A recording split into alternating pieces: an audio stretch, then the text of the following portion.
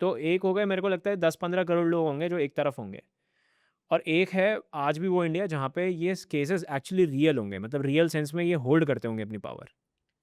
आप देखो कि रिसेंट पास्ट में हाँ। जितने भी हस्बैंड के मर्डर्स के केसेस आए हैं जहाँ हम्म, पर वाइफ ने एक लवर के साथ या एक हम्म, पैरामर के साथ मिलके हस्बैंड को मर्डर कर दिया हाँ, और अभी वो घर एक पे दबा के रीसेंट, टाइल्स में डाल दिया। हाँ अभी ठीक है। रीसेंट केस हुआ कि केतन मेरठ में जो मर्डर हुआ जहाँ पे बॉक्स वाला, ब्लू ड्रम में जो ड्रामा, डाल दिया गया। हाँ उसके बाद इंदौर में जो केस हुआ जहाँ पर मेघालय वाला। मेघालय वाला केस हुआ। हम्म, ये सारे जो केसेस हैं, और हम तो रोज केसेस सुनते हैं। आज 2026 में आज तक 6 महीने में तकरीबन 300 से 400 ऐसे केसेस जहां पर हस्बैंड्स का मर्डर कर दिया गया है वाइफ द्वारा उनके पैरामर के साथ, ऐसे आए हुए हैं।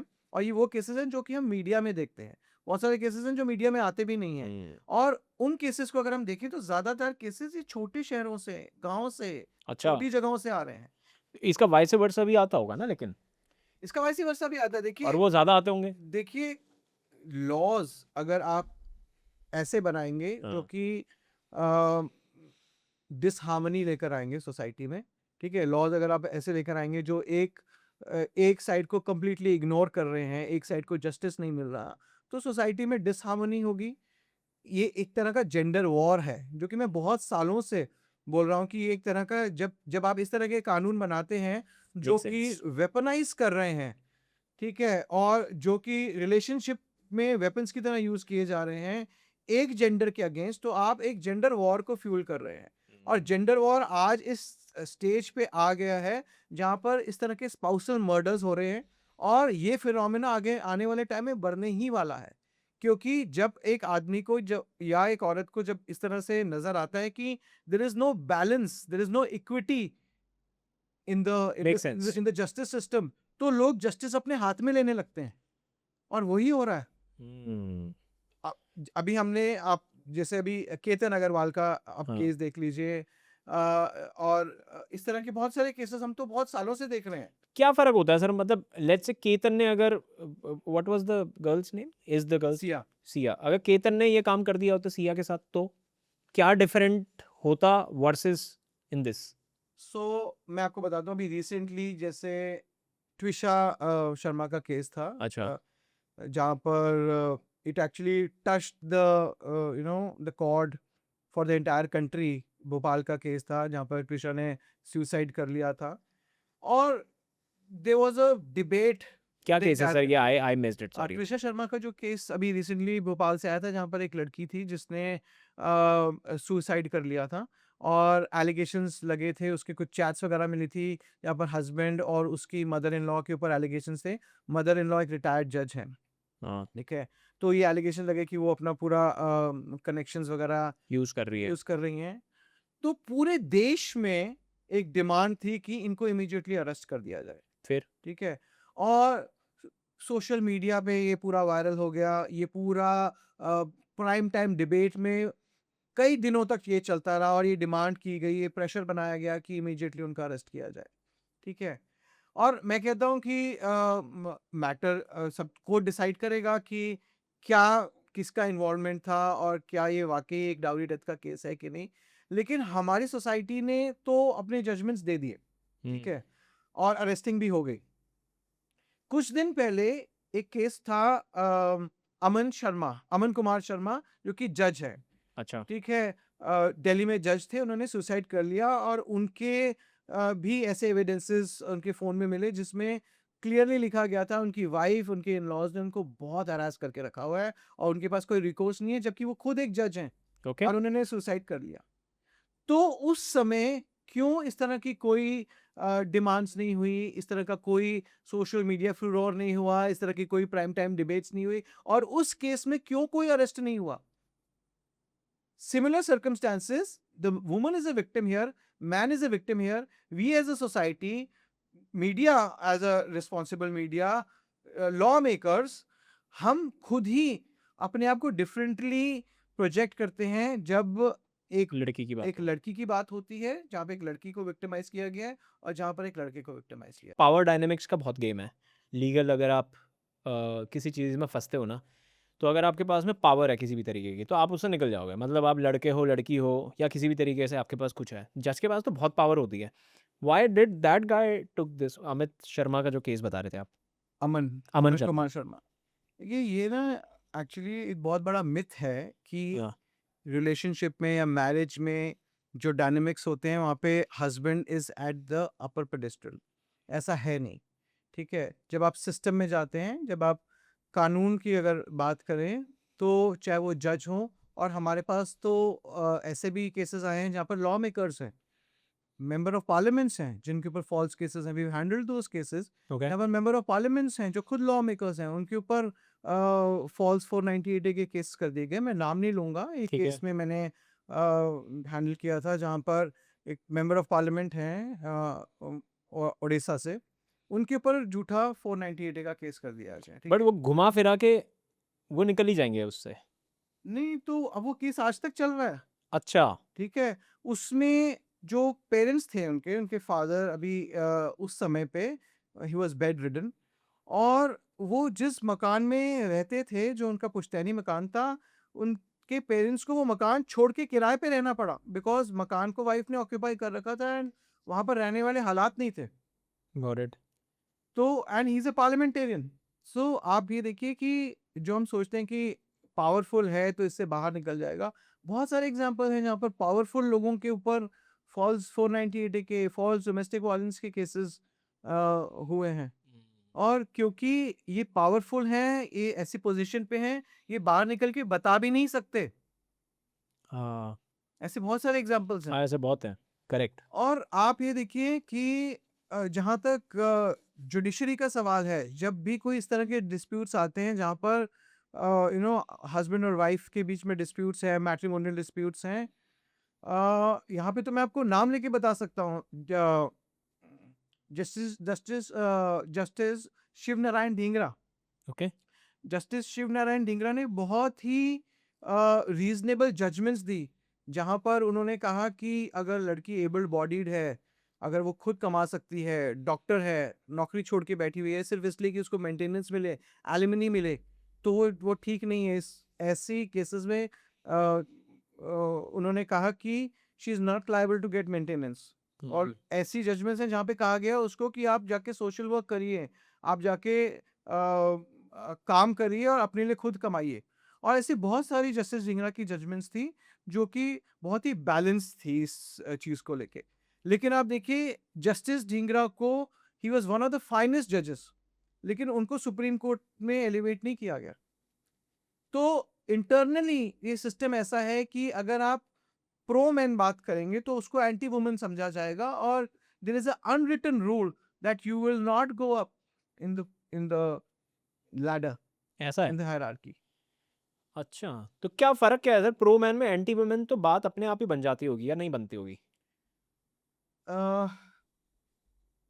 हम लोग जो बात करते आ रहे हैं, और हम लोग क्या बात करते आ रहे हैं, हम लोग ये कहते आ रहे हैं कि हमारा जो कॉन्स्टिट्यूशन है इंडिया का, हुँ, जो आर्टिकल 14 में बोलता है equality before law, hmm, equal protection by law, hmm, तो जो भी सिटीजन्स हैं हमारे देश के, उनको कानून जो है इक्वल प्रोटेक्शन दे। आर्टिकल 15 बोलता है they should not be any discrimination on the basis of caste, creed and gender. Okay, yes. ठीक है। हुँ, आर्टिकल 21 बात करता है life and liberty with dignity.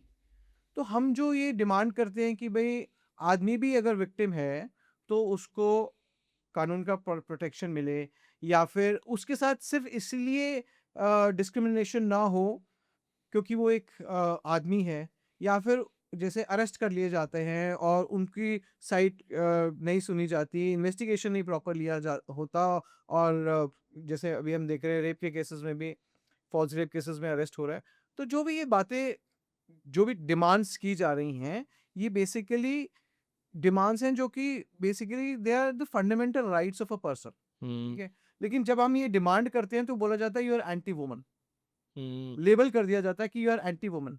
हम तो ये नहीं कह रहे हैं कि आप किसी वुमन के राइट्स ले लीजिए, हम तो ये नहीं कह रहे कि किसी से उनका अधिकार छीन लो, या उनको उनकी डिग्निटी ना मिले, या उनको इनकी प्रोटेक्शन ना हो। हम ये कह रहे हैं कि जस्टिस का कोई जेंडर नहीं होता। नहीं होना चाहिए। नहीं होना चाहिए। बट है। जस्टिस का जेंडर है, हमने हर चीज को जेंडराइज कर दिया है, हमने पेन को जेंडराइज कर दिया है। जैसे कि मैंने आपको बताया कि अगर एक औरत का पेन है तो उसको हम डिफरेंट तरीके से एड्रेस करते हैं, एक आदमी पेन में है तो हम उसके लिए इंसेंसिटिव होते हैं। हमने कानून को जेंडराइज कर दिया है, हमने जस्टिस को जेंडराइज कर दिया है। There is a gender war which is happening, which is man versus woman, जबकि सोसाइटी में इट शुड बी दैट आदमी और औरत को एक साथ चलना। आप वर्क प्लेस पे चले जाइए, आप वर्क प्लेस में चले जाइए, आजकल कॉर्पोरेट्स में हम लोग बात करते हैं, जब हम कोई सेंसिटाइजेशन प्रोग्राम्स पे जाते हैं, आदमियों को इतना डर लगा हुआ है, the atmosphere is so toxic, कि अगर एक बॉस अपनी सबॉर्डिनेट को बोल दे कि आप लेट आए हो या आपने आपकी परफॉर्मेंस ठीक नहीं है, उसको ये डर लगता है कि कल मेरे ऊपर सेक्सुअल हरासमेंट का झूठा केस तो नहीं लग जाएगा। बॉस को जी हाँ, डरते हैं हम। मैंने कितने ऐसे ऐसा कोई केस हुआ है आप अभी? बिल्कुल, ओके। मैं आपको स्वरूप राज का केस बताता हूँ। स्वरूप राज एक व्यक्ति थे, दिल्ली में ही जेनपैक में काम करते थे, एवीपी। वो working in Genpact for last may be 12 years. उसी कंपनी में उनकी वाइफ भी काम करती थी, सेम ऑफिस में। ठीक है। और he was a very hard working, career oriented guy. और सडनली वो एक दिन अपने ऑफिस जाता है, स्वरूप राज, और उसको बाहर ही रोक दिया जाता है। उसको कह दिया जाता है अपना लैपटॉप दे दो, and there is a sexual harassment complaint against you. Okay. उसको कोई अपॉर्चुनिटी नहीं दी जाती कि वो भी अपनी बात रख सके, पूछ सके कि हुआ क्या है। मैं 12 साल से इस ऑफिस में काम कर रहा हूँ, आप मुझे बताइए तो सही, मेरी भी तो सुनो।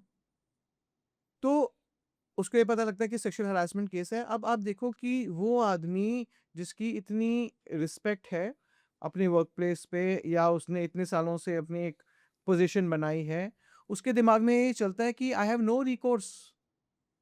वो घर चला जाता है, वाइफ उसको कॉल करती है और देखती है कि फोन नहीं उठा रहा, वाइफ भी घर चली जाती है, दरवाजा लॉक्ड है, दरवाजा तोड़ के खोला जाता है, एंड ही इज हैंगिंग।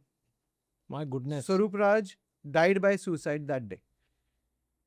क्यों? उसके बाद पता लगता है कि उसी के ऑफिस में 2 सबॉर्डिनेट्स थी, जिसके साथ उसका कुछ ये डिस्प्यूट हो गया था कि प्रमोशंस को लेके, परफॉर्मेंस को लेके, और उन 2 लड़कियों ने इसके ऊपर सेक्सुअल हरासमेंट का केस लगा दिया और बंदे ने जाके सुसाइड कर लिया।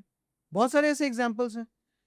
तो आज की डेट में वर्क प्लेस में अब जो ये सेक्सुअल हरासमेंट का लॉ है, जिसको हम पॉश बोलते हैं, वो जेंडर न्यूट्रल लॉ नहीं है। जबकि सच्चाई ये है कि आज भी वर्क प्लेसेस में 70 से 80% आदमी काम कर रहे हैं। लेकिन अगर आदमी के साथ कोई सेक्सुअल हरासमेंट होता है किसी तरह का, और सेक्सुअल हरासमेंट की जो डेफिनेशन है बहुत वाइड है। किसी को आप कोई सेक्सुअली एक्सप्लिसिट जोक भेज दें, दैट सेक्सुअल हरासमेंट। किसी से आप इस तरह की कोई बात कर लें विच हैज सेक्सुअल कलर, जो कि आदमी और औरत दोनों तरफ से होती हैं वर्क प्लेसेस पे, लेकिन कानून रिकॉग्नाइज नहीं करता कि आदमी का भी सेक्सुअल हरासमेंट हो सकता है। और आदमी के साथ हमने बहुत सारे केसेस देखे हैं जहां पर जो औरत है, she is at a higher pedestal, she is the boss, और उनके सबॉर्डिनेट्स के साथ सेक्सुअल हरासमेंट हो रहा है। मेरे पास एक कॉल आई थी कुछ सालों पहले, जहां पर क्राइम ब्रांच का एक आदमी, जहां पर उसकी जो सीनियर थी वो एक फीमेल थी, जहां पर भी उसकी पोस्टिंग होती थी वहां पर वो इसकी पोस्टिंग करवा देती थी, and she was sexually harassing him. 9 महीने से नौकरी छोड़ के बैठा हुआ था, कहता था मुझे डर लगता है जाने के लिए। लेकिन आप देखिए कि हमारा कानून रिकॉग्नाइज ही नहीं करता। Sexually harassing that man, yes, how? Asking for sexual favours. And he had to do it नौकरी के लिए इफ यू क्या? डू नॉट डू इट, या she is in the position of power. Oh. So it's both ways. But the law does not recognize that the man can also be at the receiving end. अब जैसे मैंने तो आपको क्या हुआ, उस case का क्या हुआ? सो बेसिकली हमने उसको कुछ लीगल एडवाइजेस दिए, उन्होंने कुछ आर्ट, बेसिकली वो ये चाहते थे कि जहाँ पर वो नौकरी कर रही है वहाँ से अलग इनकी ट्रांसफ़र हो जाए।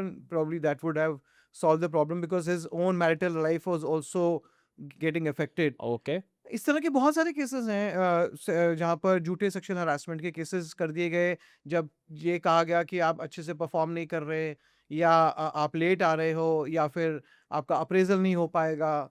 तो it is become a common phenomena. लड़के के साथ सेक्सुअल हरासमेंट हो तो वो लड़की को प्रोसिक्यूट नहीं कर सकता, लेकिन लड़की जाके कह सकती है कि मेरे साथ इसने सेक्सुअल हरासमेंट किया। और उधर सुनवाई नहीं है। हाँ। सर कमिंग आई थिंक ये एक को नया टॉपिक है, but going for the matrimony thing, मेरे को 2 सवाल पूछने हैं। पहला, आप कैसे हेल्प करते हो इस पूरे मैटर में जहाँ पे मैट्रिमोनियल इश्यूज आते हैं?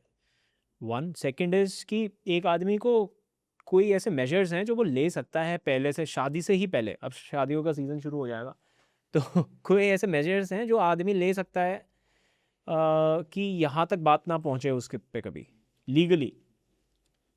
पहला सवाल पे मैं ये कहूँगा कि हमारे पास केसेस जो आते हैं डिफरेंट स्टेजेस पे आते हैं। कुछ केसेस ऐसे आते हैं जहाँ पर एक आदमी को समझ में आ गई है कि मैरिज में प्रॉब्लम्स चल रही हैं ओके। और उसको ये थ्रेट है कि उसके ऊपर झूठे केसेस कर दिए जाएंगे, ठीक है।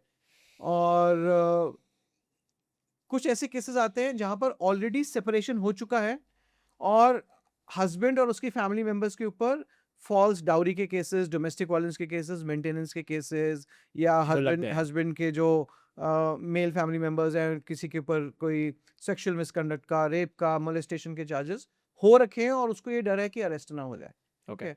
सो फर्स्ट केस में तो ये होता है कि जहाँ पर they are still under the same roof, they have to be very careful, अच्छा। ठीक है। एंड वहाँ पर सबसे इम्पोर्टेंट ये होता है कि अल्टीमेटली अगर आपका मैटर कोर्ट में जाता है तो आपकी जो बात जो सुनी जाएगी वो सुनी जाएगी एविडेंसेस के बेसिस पे।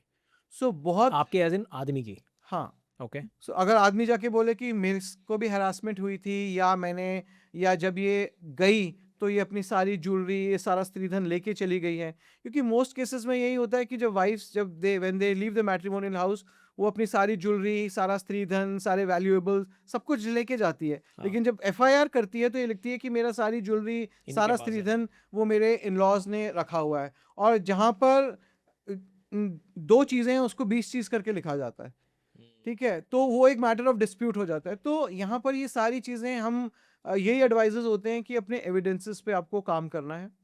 जो भी आपने from the time of marriage till date आपके पास कोई कम्युनिकेशंस हैं, व्हाट्सएप कम्युनिकेशंस हैं, और कुछ एविडेंसेस हैं जहाँ पे you can show your bona fide, you can show कि आपने एज अ हस्बैंड या एज इन लॉज आपने अपनी रिस्पॉन्सिबिलिटी पूरी निभाई है।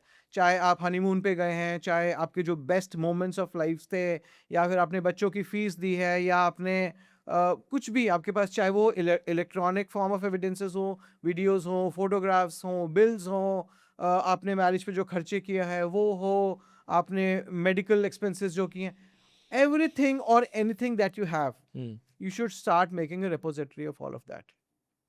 Because ultimately जब ये अगर ऐसा होता है कि आपका मैटर कोर्ट में होता है तो ये सारे जो एविडेंसेस हैं that will come into play.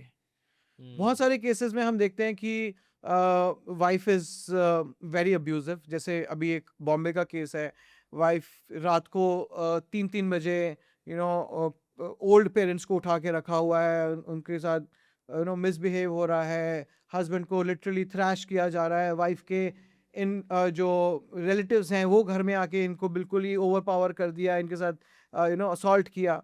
तो ऐसे केसेस में कभी कभी ये भी होता है एडवाइजेबल कि आप वहाँ पे सीसीटीवी कैमरा लगा लें, एटलीस्ट कॉमन एरियाज में तो लगा ही लें अपने घर में, अच्छा। ठीक है।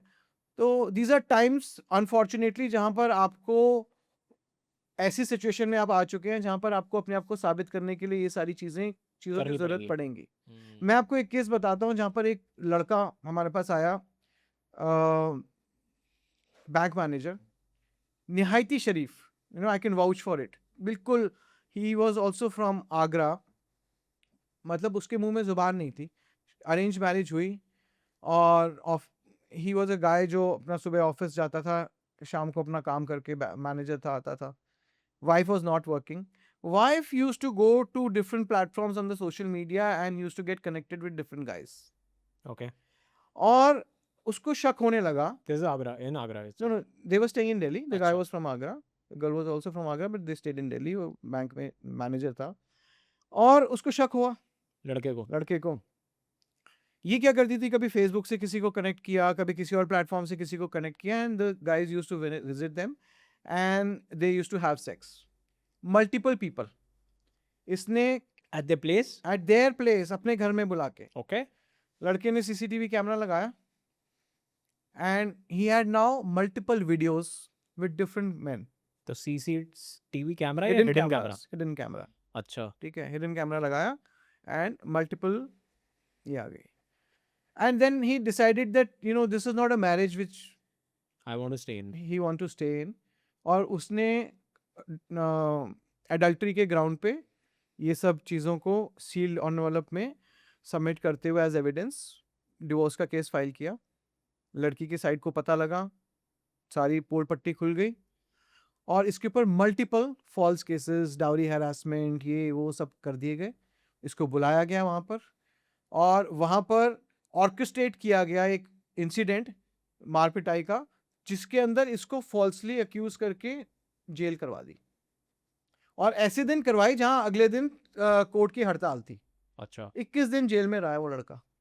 फॉर मारपिटाई, डोमेस्टिक हाँ। वायलेंस। वहां पे जाकर एक पूरा इंसिडेंट ऑर्केस्ट्रेट हुआ, जहां पर कुछ लोग आए और पूरा तैयार किया गया था बेसिकली, मतलब पूरा फैब्रिकेट किया गया इंसिडेंट, यहाँ पे उसी को फंसा दिया गया, उसी के ऊपर वहां पे एफआईआर करके उसी को इमीडिएटली अरेस्ट कर दिया गया। अगले दिन से कोर्ट की हड़ताल थी, 21 दिन वो जेल के अंदर रहा है।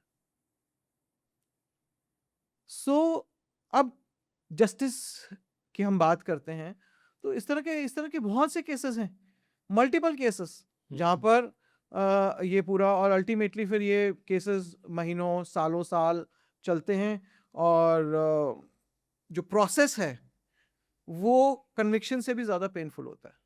हाँ। अभी मैं आपको एक और केस बताता हूँ। यहाँ पर एक लड़का है, पंजाब से है, इज फ्रॉम आर्मी। मैरिज करने के लिए एक मैट्रिमोनियल वेबसाइट के थ्रू वो एक लड़की से मिलता है जो कि उत्तराखंड से है, मतलब बातचीत होती है सिर्फ, और वो सोच रहे हैं कि क्या ये एक पर्सपेक्टिव प्रपोजल, मतलब देख रहे हैं कि शादी हो सकती है कि नहीं। कुछ दिन के बाद डिसाइड ये होता है कि लड़की पंजाब आती है लड़के से मिलने के लिए कि तेरा बर्थडे भी है और मैं तेरे से मिल भी लूँगी, and we will see if we can take things forward. वो पंजाब आती है, और वहाँ पर वो एक दिन के लिए रुकती है, नेक्स्ट डे वो छोड़ देता है उसको railway station. She comes back and eventually things unfold, जहाँ पे इस लड़के को कुछ उसके पास्ट की चीज़ें पता लगती हैं कि उसने और भी कुछ केसेस फाइल कर रखे हैं लोगों के ऊपर। तो ये डिनाई कर देता है कि नहीं, I will not want to go forward with this, because ultimately आप एक मैट्रिमोनियल वेबसाइट पे मिले हो यही देखने के लिए कि शादी करनी है कि नहीं करनी। इस बंदे के ऊपर फॉल्स प्रॉमिस ऑफ मैरिज का केस कर दिया जाता है, इसको अरेस्ट कर दिया जाता है, जेल में चला जाता है, और इस पे ये कंडीशन डाली जाती है कि या तो तू शादी कर तो तेरी बेल करवा देंगे, नहीं तो तू जेल में रहेगा। ओके, फिर अल्टीमेटली उस आदमी को लगता है कि किसी तरीके से मैं बाहर आऊं। He agrees that I will get married for the sake of getting that bail, and he comes out and now he's fighting that the marriage has not happened। और हमें ये पता लगा है कि उस तरह का केस उसने पहले भी किसी के ऊपर डाला हुआ है, जहाँ पर लड़की ने। ऐसे बहुत रैकेट चलते होंगे बहुत ऐसे, तो फिर बहुत से केसेस हैं। गुड़गांव में ऐसे केसेस हैं जहाँ पर एक लड़की ने अलग अलग पुलिस स्टेशन में अलग अलग आदमियों पे 8-8 रेप की FIRs कर रखी हैं on false promise of marriage. एक महीने में एक बंदे ने फॉल्स प्रॉमिस ऑफ मैरिज किया, दूसरे महीने में दूसरे ने किया, चौथे महीने में किसी और ने किया, 8-8 FIRs। तो फॉल्स प्रॉमिस ऑफ मैरिज पे रेप का केस बन जाता है। Okay, rape on false promise of marriage. So basically it is around consent, and she said that I gave this consent because he promised that I will get marriage, and it was a false marriage, false promise. So it is becoming an opportunity. It is becoming an extortion racket. Extortion opportunity. Yes. Abhi there is a retired captain from army. He is also an author. He writes book. वो किसी के touch में आते हैं through social media. लड़की बोलती है कि मैं सोशल मीडिया इन्फ्लुएंसर हूँ और मैं आपकी बुक्स को प्रमोट करूँगी। They meet at a certain metro station, वहाँ से नोएडा तक आते हैं गाड़ी में। उसको कोई कॉल आता है, वो उतरती है और उसके बाद वो चली जाती है। ठीक है, शाम को इनको कॉल आता है कि आप थाने पहुँच जाइए, आपके ऊपर रेप का FIR हो रखी है, ऑथर के ऊपर। जी हाँ। ये मैटर फिर अल्टीमेटली हम हाई कोर्ट से फिर सुप्रीम हाई कोर्ट में इनको कोई रिकोर्स नहीं मिलता, फिर ये मैटर सुप्रीम कोर्ट में जाता है और सुप्रीम कोर्ट इस एफआईआर को क्वाश करता है। ये कहते हुए कि this is a complete blatant misuse abuse of process of law, और उस लड़की के ऊपर अब एक एफआईआर करवाई गई है झूठा केस करके एक्सटॉर्शन करने की, और मैटर अभी चल रहा है। इसके बारे में मैं ज्यादा नहीं बोल सकता, लेकिन it has become an extortion industry. But इसमें सर गलती सारी सर ये अपना लॉ की है। मतलब you have given an opportunity for someone to extort, मतलब this is how extortion happens now, there is a loop I'll hole go back to 2013 now, हाँ जब 2012 में निर्भया का गैंगरेप हुआ, मैटर हुआ था, निर्भया गैंगरेप केस अनफॉर्चुनेटली, तो there was a lot of furore in the media, बहुत मीडिया प्रेशर था, people were on the streets, एक सोसाइटी में सेंटिमेंट चल रहा था कि फटाफट से कानून लाए जाए। जस्टिस वर्मा कमेटी बनी, कानून आए, और ये जो कानून आए, हमने कानूनों को काफ़ी स्ट्रिंजेंट बनाया, ठीक है, ज़रूरत भी थी उस टाइम की कानून स्ट्रिंजेंट हो, लेकिन हमने उन कानूनों में कोई चेक्स एंड बैलेंस नहीं डाले। इफ एंड एल्स, या अगर ऐसा हो सकता जी, हमने कानून को इतना वाइड बना दिया कि एक लड़की अगर कहे कि 5 साल पहले मेरे साथ रेप हुआ था, 8 साल पहले मेरे साथ रेप हुआ था, 20 10 साल साल पहले। पहले रेप हुआ, कोई लिमिटेशन नहीं है। हम्म, लड़की कहे कि मुझे अपना मेडिकल नहीं करवाना, तो वो नहीं मेडिकल कराएगी। उसको ये जो हमारा मेडिकल नहीं करवाना, जी, no medical examination to prove, कि हुआ था या नहीं हुआ था। या तो सर तो ऐसे शी तो कैन डिनाई। तो मतलब ऐसे तो मैं अभी for example I am sitting with someone here, कोई यहाँ पे लड़की से मैं बात कर रहा हूँ, वो अब यहाँ से बाहर जाए और मेरे पे रेप केस डाल दे, डाल सकती है। तो मेरे साथ क्या होगा?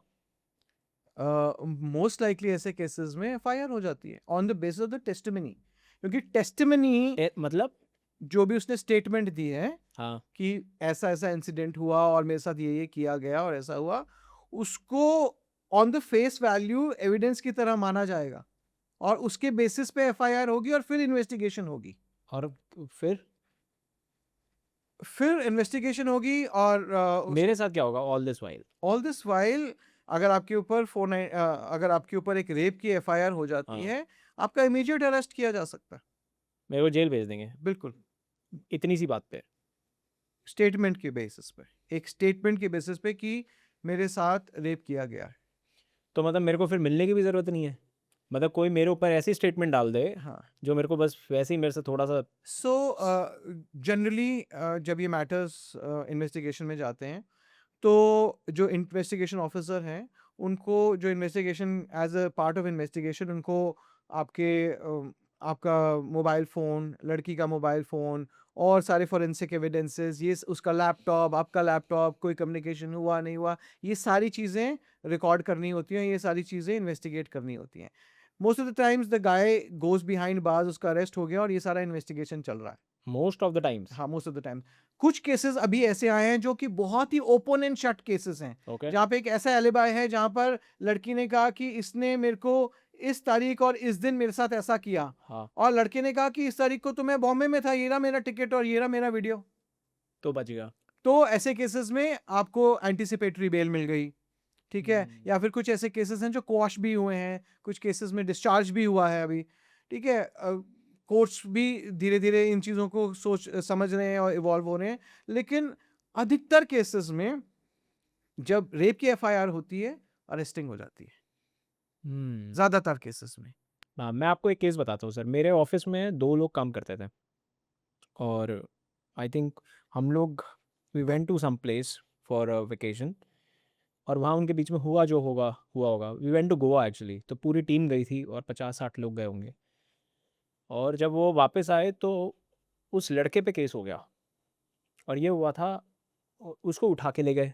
अब हमारे लिए बहुत वैसा कि यार पुलिस उठा के ले गई, एंड जब हमने वो केस समझा तो एग्जैक्ट ऐसे ही केस था कि उसने रेप केस डाल दिया उस पे कि इसने मेरे को भाई वहाँ दारू वारू पिलाई और इसने ऐसे ऐसे कर दिया, जो कि सच बात नहीं थी। मतलब because we were in the office and everybody knew about it, तो लोगों ने मेरे को बाद में बताया, तो मेरे को भी बड़ा ख़राब लगा। मैंने कहा हाउ इज़ इट पॉसिबल? वो लड़का 30 तिहाड़ जेल में रहा है, कस्टडी में रहा है, जुडिशियल कस्टडी में उसका केस चलता रहा, वो भी उसने भी हार नहीं मानी, वो भी लगा रहा। फिर पता नहीं क्या हुआ, but we had to understand कि हमें लड़की को भी नहीं रखना। अब हम भी डर रहे कि लड़की को निकालें कैसे। तो this is a case from May 2023 का केस है ये। तो मैं यही जब मैं कानून के बदलाव की बात कर रहा था कि किस तरह से चेंजेस आए, कोई लिमिटेशन पीरियड नहीं है, मेडिकल एविडेंस वो कम्प्लीटली डिनाई कर सकती है, उसकी टेस्टिमनी को ऑन द फेस वैल्यू माना जाएगा। हमारा जो एविडेंस एक्ट का सेक्शन 114 है, जहाँ पर अगर वो बोले कि मेरा कंसेंट नहीं था, तो बर्डन ऑफ प्रूफ लड़के के ऊपर आ जाता है कि भाई उसका कंसेंट था। सो उसका ये कह देना कि मेरा कंसेंट नहीं था, अगर उसकी ये जो टेस्टिमनी है that inspire confidence and it जो टेस्टिमनी है कंसिस्टेंट है, वो टेस्टिमनी इनफ हो सकती है आपका कन्विक्शन करने के लिए कि मेरा कंसेंट नहीं था। तो हमने जो अपने कानून में चेक्स एंड बैलेंस नहीं रखे और इस तरीके से कानून को उस समय बदलाव किए, उसका नतीजा ये हुआ कि बहुत मुश्किल है कि अगर किसी ने रेप किया है वो छूट जाए, लेकिन बहुत आसान है कि किसी ने रेप नहीं किया और वो फंस जाए। और कानून हमारे इस हिसाब से होने चाहिए कि वो कोई भी ऐसा इनोसेंट जिसने ऑफेंस नहीं किया उसको जेल में जाके ना रहना पड़े for a crime that he is never done, हाँ, इज लेकिन नेवर कमिटेड। ऐसा सिर्फ बुक्स में ही है सर। राइट। असल में तो मतलब in any of the cases, not just this, in any of the cases law is actually the opposite, is what I have seen at least. कि वो थोड़ा सा काम ऐसे ही करता है कि पहले आप गिल्टी हो अंटिल यू प्रूव या यू नॉट। देखिए हमारी जो जूरिस्प्रूडेंस है वो तो यही कहती है कि a man is innocent until proven हाँ, गिल्टी। इट इज़ टेकन लेकिन अदरवाइज। लेकिन अगर आप ग्राउंड रियलिटी देखें तो the moment there is an FIR, you are ठीक है, गिल्टी। पीपल स्टार्ट सेइंग कि भाई if there is smoke there must be fire, ठीक है, कुछ तो किया होगा। People start socially convicting that man, media trial शुरू हो जाते हैं। बहुत सारे केसेस हुए हैं। कुछ साल पहले की बात है, डीआईजी पारसकर मुंबई में, very well decorated officer, very hard working गाय, एक मॉडल उनके ऊपर रेप का केस लगा देती है, ये अच्छा। कह के कि भाई उसने अपनी पोजीशन का मिसयूज किया है और मेरा रेप किया है। Immediately people are on the streets कि भाई रक्षक हमारे भक्षक बन गए, इनको निकालो। उनको सस्पेंड कर दिया जाता है, उनका करियर खत्म। एक हफ्ते के बाद फोन कॉल्स लीक हो जाती हैं जहां पे वो लड़की who is an aspiring model, वो अपने एडवोकेट से बात कर रही है कि भाई ऐसा केस बनाना that this becomes the talk of the town, this becomes the headline, मुझे बिग बॉस में जाना है इस बार। So she is fabricating this case because she wants to become famous. फिर वो गई बिग बॉस में? नहीं, बिग बॉस में तो नहीं गई, लेकिन ये सारा केस, ये सारा जो मैटर था, ये this was on the media. पता लग गया कि भाई उसने एक फॉल्स फैब्रिकेटेड और कॉन्कॉक्टेड केस डीआईजी पारसकर के अगेंस्ट किया है। लेकिन क्या वो केस वहीं खत्म हो गया? नहीं, वो केस चला। कुछ सालों के बाद डीआईजी पारसकर का डिस्चार्ज हुआ उस केस से, लेकिन उनको नौकरी पे वापस नहीं रखा गया। Career spoil, self esteem spoil. So media ने उनको कह दिया कि भाई रक्षक तो भक्षक है, और पूरी सोसाइटी ने कह दिया कि भाई ये तो रेपिस्ट है। किसी ने उनको सपोर्ट नहीं हाँ। किया। ऐसे अभी बहुत से केसेस हैं, ये केस तो सामने आ गया, राइट। लेकिन ऐसे बहुत सारे केसेस हैं जहां आम आदमी है बर्बाद हो चुका है, उसका करियर, उसका सेल्फ एस्टीम, उसकी नौकरी, उसका पैसा, उसकी फैमिली खत्म हो चुकी है because of false cases, and there is no recourse for them. अभी एक मूवी आई है अनुराग कश्यप की, बंदर करके, बॉबी देओल की। जी। It is about this only. Did you get a chance to watch that movie? Oh yes, in fact, I got a chance to watch the premiere oh of wow. that movie with the team, the production team here in Delhi, and very well made movie. In fact, I appreciate कि mainstream cinema इन issues को उठा रहा है अब, क्योंकि आज की date में आप देखिए कि इन चीज़ों के बारे में बात करना ही इतना मतलब उसके इतने repercussions हैं। हाँ, मैं यहाँ पे नाम नहीं लूँगा। एक बॉम्बे हाई कोर्ट की रिटायर्ड जज हैं। जब ये सुसाइड का केस हुआ, जहाँ पर वो जो जज हैं, जज अमन शर्मा ने जब सुसाइड किया, तो मैम ने, जो कि रिटायर्ड हाई कोर्ट जज हैं, she posted her thoughts on the social media about this matter where a man was suffering, और उनको कॉल्स आ गई उनकी फेटर्निटी से, लोगों से, कि आप एक रिटायर्ड जज हैं, आप इसके बारे में क्यों बात कर रहे हैं। सो आज की डेट में अगर आप atrocity on main, crime against main, इनके ऊपर बात भी करेंगे, तो भी आपको लेबल कर दिया जाता है कि ये मिसोजिनी स्प्रेड कर रहे हैं, ये एंटी वुमन है। तो एक पूरा इकोसिस्टम है which is working against, they're basically working to destroy innocent men. Sir बचा कैसे जाए इससे? अब लड़कियों को तो इग्नोर नहीं कर सकते कि तुमसे बातें नहीं कर रही हो, और इग्नोर करके भी कुछ नहीं होगा, उसमें भी केस लग सकता है।